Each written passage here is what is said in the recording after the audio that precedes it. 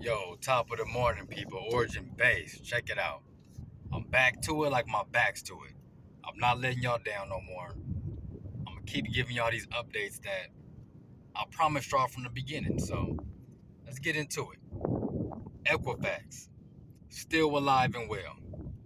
They ain't going nowhere. So let's recap on my Equifax case because that is the second half of the debt collection case that basically just closed. So the same case that I had to file a motion to vacate, the same case that um, they garnished my wages, the same case I had to file a claim of exemption, the same case that we ultimately settled. So the accountant that was dealing with that case is the same account that I'm going after Equifax for. So this side of the case is, well, it's a whole separate case. Let me say that it's a separate case. Before I was looking to file and join all the violations together, but that was no good. That was no good. So I had to split them. Which is better for paperwork, better for clarification, better for Betty, better for organizing, and two checks is always better than one. So I'm gonna just say that too. So this one is the reinsertion of the same account on my Equifax report.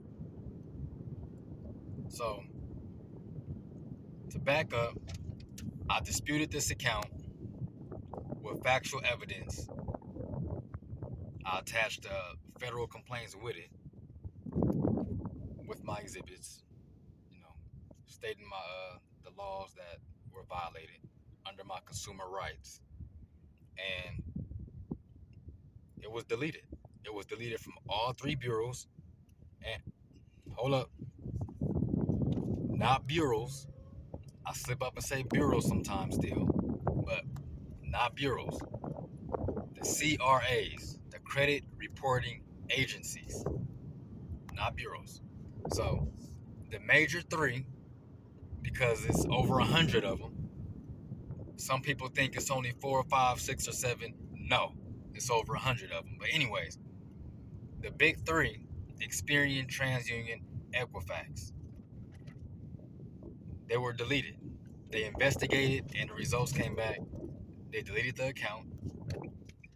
But Equifax, however, chose to wake up on a one random June morning, 2025, and decided to reinsert my account.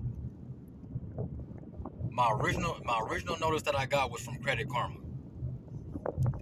Yes, I use Credit Karma because they do alert, when things happen immediately. So then when I got that alert, boom, I went and pulled my, my official credit reports to see if it was on there, and it was on there. So now I got a problem because an account was reinserted on my credit report 2 years later and violated my FCRA consumer rights, Fair Credit Reporting Act. They're not reporting that account fairly and accurately. So I had to do, I had to shoot one off. So I shot my dispute letter off. I gave them a warning shot, basically telling them to investigate the account again. Nothing. Shot another one off. This time, I'm actually quoting the FCRA law that's under it. That's just there written to protect us from these kind of damages. And section 611, it says any reinserted account must be notified to the consumer within 5 days after it was reinserted. I received no notice, y'all. No notice whatsoever. Before, after, during, nothing. So I disputed that. They ignored me. So now I went to more federal complaints. They wrote back on my federal complaint, responding, saying it was investigated, it was validated, and it was verified. No proof, no evidence. Okay, now it's time to escalate the situation. Now I start searching for attorneys. And I've talked to over 8 attorneys about this case. Actually, I probably talked to like over 15 attorneys about this case. 4 of them was actually interested and then dropped later on out, down the way. 2 last year dropped out. I had 1 this year drop out. That was around, I want to say March, maybe March, April. Another one had dropped out, and that one kind of made me a little upset because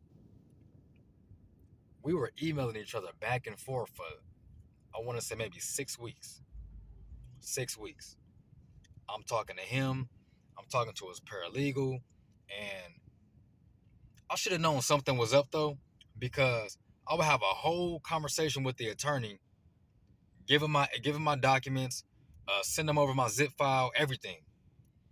And then a week later, like no lie, a week later, maybe even longer, his paralegal would email me out of nowhere or call me, asking me for the exact same documents that I sent to the attorney a week prior. And then when I sent her the documents, she kept talking about, I can't see it. I can't open the documents. It's not reading. You can't read the file. I converted the files. I resubmitted them.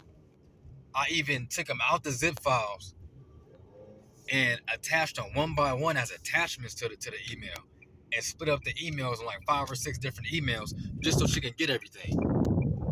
And she came back just to say she's still, some of them she couldn't find or read or whatever. That was weird to me because the attorney got my file just fine. Opened a zip file, click, downloaded it, click, boom, had everything right there. We discussing it over the phone. But ultimately, he emailed me and told me he couldn't take my case. And didn't even want to tell me why. So that was kind of irritating. And then simultaneously, while I was talking to him, since we was going back and forth for 6 weeks and I haven't signed no contract, I reached out to another attorney about this case. But that's when I figured out, well, I already knew these attorneys existed, but he was a strictly defense attorney, meaning that he wasn't there to get me paid. He wasn't there to have this reinserted account removed like it should have been. He was only there, his sole purpose was to have me settle out the gate. That's all he was gonna do. Reach out and see what kind of settlement offer that. I mean, come on now. I could have did that from the jump. We're not doing that. No, I'm not just gonna let somebody just play with my consumer rights and then I'll just say, okay, here's some money. I wasn't born yesterday, and my name ain't Boo Boo the Fool, so I asked him plenty questions. And then he got belligerent with me because I kept asking him questions about the process and why is he so quick to settle. So that's when I found out he's a defense attorney. And then another part that I didn't like was he wanted me to put him on retainer immediately. I think it cost, it was like $1,500 or $1,800. He wanted me to give him $1,500 or $1,800. I can't remember the number right now. Just so he can reach out and make another agreement so I could pay somebody else some money. Now I'm paying more than I could have paid if I just would have settled to begin with. So that's what he was trying to make me do. And then he was pushy on the contract. He sent it to me immediately, like it was already prepared, and he just put my name on it. Like, come on, bro. I'm not doing that. I'm not doing that. So I'm glad that I denied. Because then I finally found an attorney who actually knows the law, knows how it was violated, and understands my story and the timeline. Because when you dispute these accounts that can potentially go into, litigation, the timeline matters. It's all about the timeline, for real. So I gave the timeline, my documented timeline to the new attorney, show him my credit report, show him my disputes, show him my certified mail, show him my tracking, show that it reached them. And then 2 years later, I got the report with it reinserted, no notice. So that's where we at right now. And another thing that I like about this attorney is because he explained to me the entire process. Not leaving out information. And I think he was more comfortable on explaining the process to me. Is the more we spoke, the more information that he knew that I had about this whole situation. So he told me that usually when he's suing for reinserted accounts, they always have a defense. Of course they're gonna have a defense. But the defense they always use is, we sent it out. We don't know what happened after that. Because the law says they have to send it out. Send me a notice within 5 days after it was reinserted. It says nothing about me receiving the notice. So that's a little loophole that they could play with, which it completely makes sense to me because I always remind myself, the same people who wrote these laws always wrote background loopholes under the same law to get them out any predicament that they may get in. Talking about the people who wrote it. You know what I mean? They got to write some kind of underground protection for themselves, right? It's like you're not going to start a fire and not have a bucket of water nearby.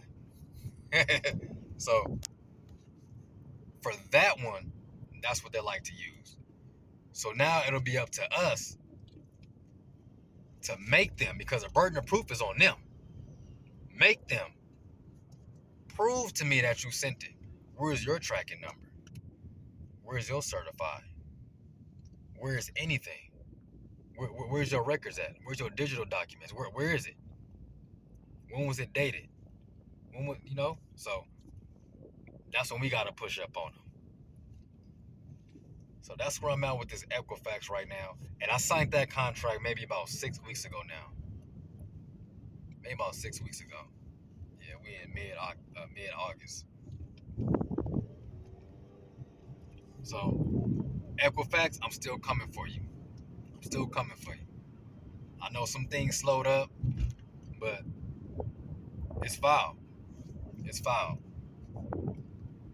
He sent me my motion. I signed it. I reviewed it. Now it's just a waiting game. Road to 1 million with these lawsuits. Because working a 9 to 5, I can't do it. Now I've been doing it, and I'm tired. We're not designed to be doing this on this earth. We're not. supposed to be walking around eating off bushes, plants, trees, and barefoot, being grounded with the earth. I can't do that. I can't even do that. I can't do what I'm supposed to be here on this earth doing. But anyways, if y'all like this, y'all need some more of this in y'all timeline, you know where to come. Origin Base. Like, subscribe.